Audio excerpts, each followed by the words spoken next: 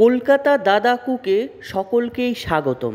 আজকের রেসিপি লাউয়ের চোকলা এবং আলুর চোকলা দিয়ে একটি অতুলনীয় স্বাদের কলকাতা দাদা কুকের নিজস্ব রেসিপি। গরম ভাত ও রুটির সাথে একটি অসাধারণ খাবার। লাউ ও আলুর চোকলাগুলো আমি পরিষ্কার করে নিয়েছি। জিরে ও শুকনো লঙ্কা ফ্রাই করে নিলাম। ফ্রাই প্যানে সরিষার অয়েল দিয়ে দিচ্ছি। গরম হবার সাথে সাথে আমি কিছুটা পরিমাণ কাঁচা লঙ্কা ভেজে নিচ্ছি, যাতে কাঁচা লঙ্কার দুর্গন্ধ চলে যায়।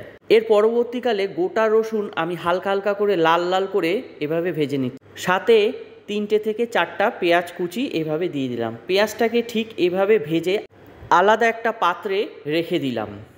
অপরদিকে ওই অয়েলের মধ্যে আলু চোকলাগুলো ভেজে নিচ্ছি। এভাবে লাল লাল করে আগে থেকে ভেজে নেবেন। পরবর্তীকালে আমি লাউয়ের চোকলাগুলো এভাবে সুন্দর করে ভেজে নিচ্ছি। একটু ফায়ারটা বেশি দিয়ে ভাজবেন এবং ঢাকনা দিয়ে ঢেকে ধনেপাতা দিয়ে নামিয়ে নেবেন। এবং সমস্ত উপকরণগুলো যেমন ভেজে রাখা আলুর চোকলা, লঙ্কা, পেঁয়াজ, রসুন এইভাবে দেবেন। আমি কিছুটা পেঁয়াজ ভাজা আলাদা করে তুলে রেখেছি। স্বাদ মতো লবণ, ধনে গুঁড়ো দিয়ে মিক্সচারে এভাবে পেস্ট করে নিয়েছি। পরে ভেজে রাখা অনিয়ন, জিরে এবং সরষের তেল দিয়ে এভাবে বানিয়ে নিয়েছি।